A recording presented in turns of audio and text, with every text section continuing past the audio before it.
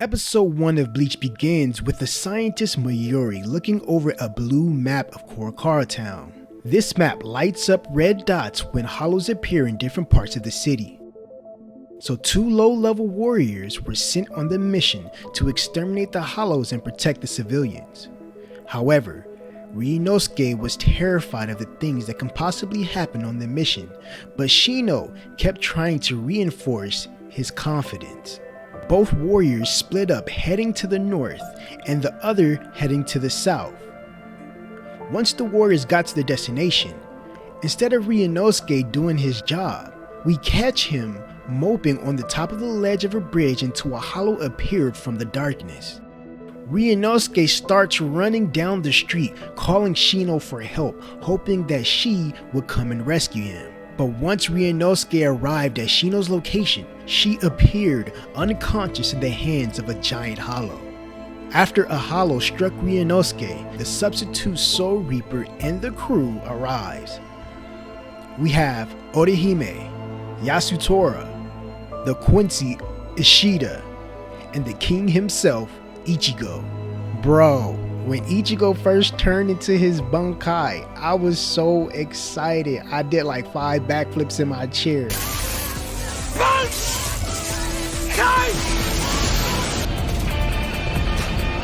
2 days later, we see Ryunosuke finally waking up at Ichigo's house, realizing he survived. Ichigo tells him that he's been unresponsive for 24 hours, and Ichigo is glad that he is woke. Ryunosuke looks to his right and sees Shino walk into the room. When Shino saw Ryunosuke finally woke up, she attacked him hilariously. But suddenly, a tall, slim man with a hollow's mask entered the window of Ichigo's house. The man told everyone that his name is Eburn, and Ichigo kicked him outside the house immediately. This reminds me of something The Rock would do. But my name's Billy. It doesn't matter what your name is.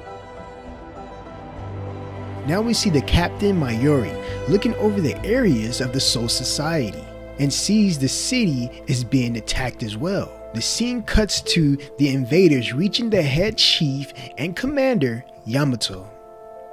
Yamato wants to know what brings them there. The invaders tell Yamato that his security is weak and he should increase the strength of his warriors. Furthermore, the head invaders stated that their #1 goal is just to declare war. Yamato tries to strike the group with his fiery sword and power, but the group that infiltrated, they escaped quickly. Ichigo and Eburn begins to fight above Korokara Town, but something seems very peculiar. Eburn is not going full strength on Ichigo, so Ichigo gets serious and tries to enter into Bankai, but Eburn pulls out his medallion and tries to take away Ichigo's Bankai. However, this attempt didn't work, so Ichigo appeared behind him and placed his sword on his neck, asking him who was he and why is he here. But the invader Eburn slowly dispersed in black smoke to escape the situation. Next we see an abstract mansion located in another dimension that appears on the screen. Inside is the invaders that declared war on the Soul Society. So one member had a problem. He created an issue with Eburn, and suddenly his arm got chopped off by the leader of the crew named Yawatch. Yawatch stated that he hates arguing and conflict in his presence. Foundation stones. The inception of this thrilling story starts off precisely where we left off in the last episode. The leader of this organization just declared war on the Soul Society, and now he's chastising the members because of their incompetence. But I want you to listen to these words the leader uttered to Ludus. This shows you how careless and ruthless he is as a leader. The Majesty told his wounded soldier, "If you aren't going to sit, I suppose you don't need your legs." Bro, that was crazy. But the camera cuts to Ichigo's friend sitting on the floor eating Panera bread, discussing if Ichigo survived the attack from Eburn. Orihime looks at Ishida and tells him that the number one thing she likes about him is how Ichigo and Ishida became friends because previously they didn't see eye to one another. Ichigo returns through the window and Ryunosuke received a phone call from the Department of Research and Development, telling them 57 minutes ago they were infiltrated by an unidentified individuals that annihilated a squad member, Lieutenant Sasakabe. Or Sasakabe. Hey, I don't know how to pronounce that. In the comments below, can y'all tell me how to pronounce that? Alright, let me continue. Later that day, we see the squad grieving after the loss of a squad member, and Ichigo left to patrol the area for hollows.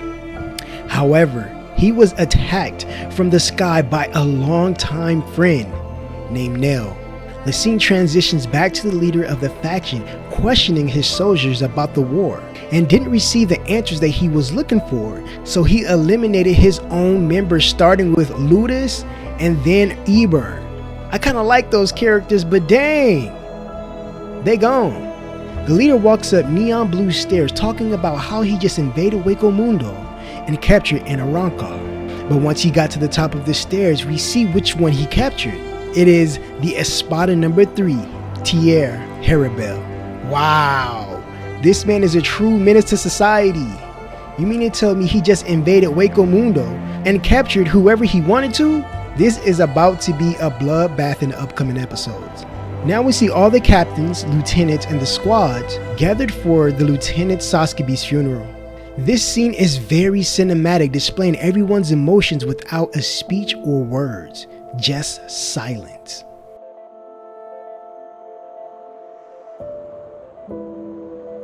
The hollow that escaped Hueco Mundo tells Ichigo and friends that after number 1 and number 2 Espada had died, she became king of Hueco Mundo.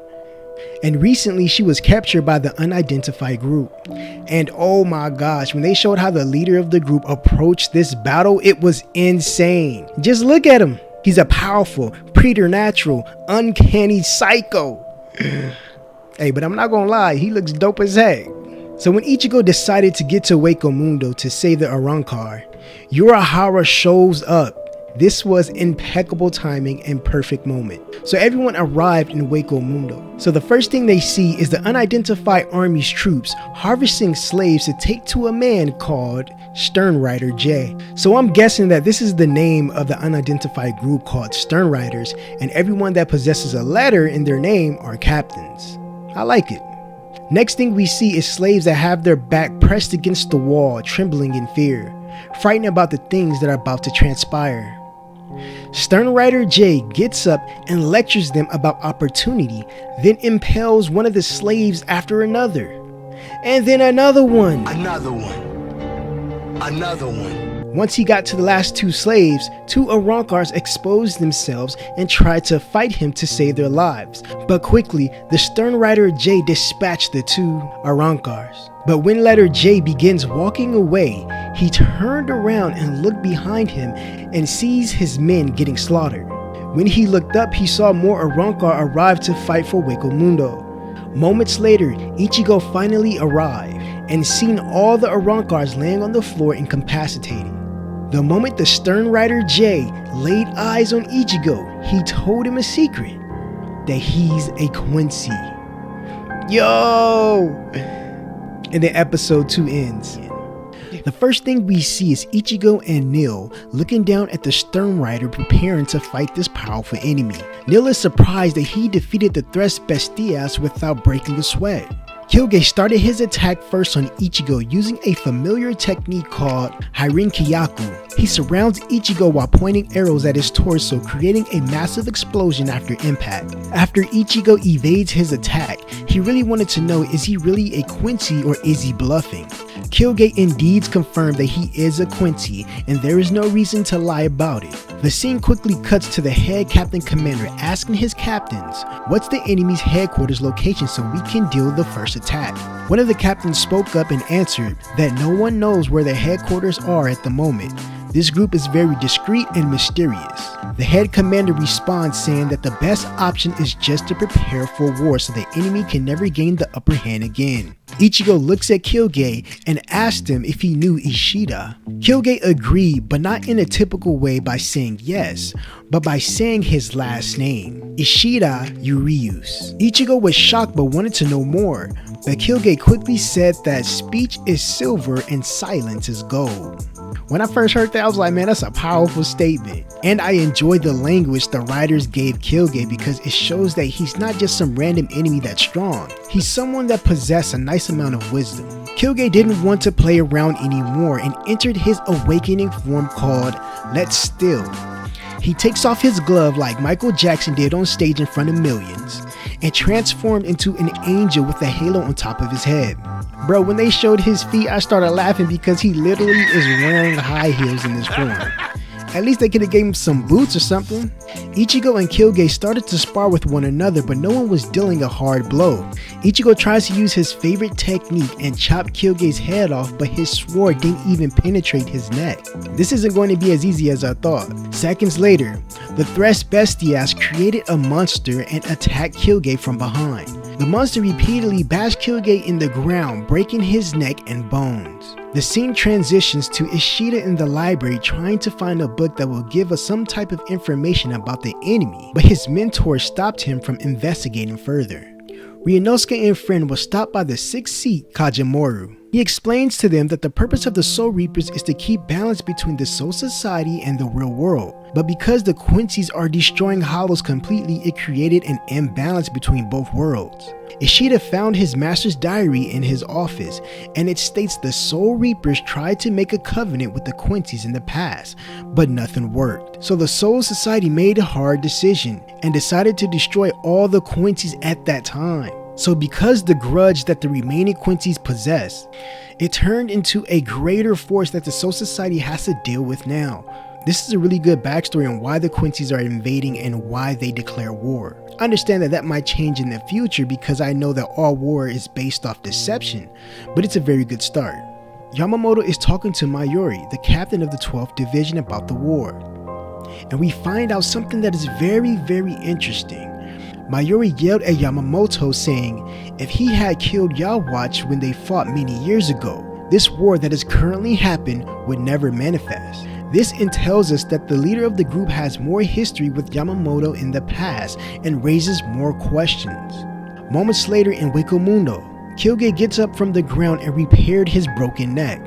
He uses another technique he had up his sleeve to absorb the enemy's powers. However, we see Kyuuge's halo break off the top of his head and then see Ichigo attack him from the sky. But we head back to Soul Society and we see a blue stream of light arising from the ground like a geyser. Floating in the air is the powerful leader Yawatch invading the headquarters himself. But I don't think he's alone because we see a member of one of the division squad gets their right arm severed off his body. So when everyone looked back at the entrance of the Soul Society, they see the Stern Riders arrived, assisting Yawatch in the 1,000-year Blood War. So the first thing we see is Sereti engulfed in blue flames throughout the 16 locations of the city. Many people in the city have been slaughtered already and the war just started moments ago. A captain of the division squad appears to be frustrated and angry towards the effects of the war. He confirms that over 1,000 people already died since the invasion began. The Stern Riders are not wasting no time with this invasion. Their infiltration skills are at an all-time high. At the gate entrance of Sereti, a Stern Rider walks straight towards the division squad's group. He told them to run away because there is no way they can stand a chance against him. But no! Someone challenged the Stern Rider and got sliced directly down the middle of his body. On the ground, his blood splashed and episode 4 title appears, Kill the Shadow. Whoever directed this is in his bag right now. He waited for a great moment to show the title to emphasize that this is a true blood war. We now see a new member of the organization named Stern Rider U. Every time they show a new Stern Rider, I'm so compelled to see what type of abilities they have. These characters are so mysterious in their own way. Here is another member that's also shown, which is Stern Rider F. So at this moment, we see some captains fighting the Stern Riders, testing their strength to see what they are up against. Byakuya walks in the battlegrounds like he about to tear up everybody and release his Zanpakuto ability. The Stern Rider hand was then slashed by the pink shards and he looked extremely shocked to see his hand cut. Byakuya tells the Stern Rider's partner not to make any sudden moves, and the next scene we see him fall through the ground. Byakuya uses his next technique, using it to surround his opponent, but it just didn't work. The other captains are also having a very hard time finding the enemies and trying to figure out their true abilities. Byakuya turns his sword upside down and prepares to release his Bunkai. But Renji informs the captain, if you use your Bunkai, it will be sealed away. Byakuya responds saying that this is the only way. Byakuya released his Bunkai and immediately the Stern Rider stole his Bunkai. The same thing happened to the other captains that are in battle as well. Everyone is surprised, then realized that their calculations was wrong. The Stern Riders didn't seal the Bunkais away, they steal them. Mayuri calls everyone an idiot because nobody waited till his research was finished before they made a horrible decision on the battlefield.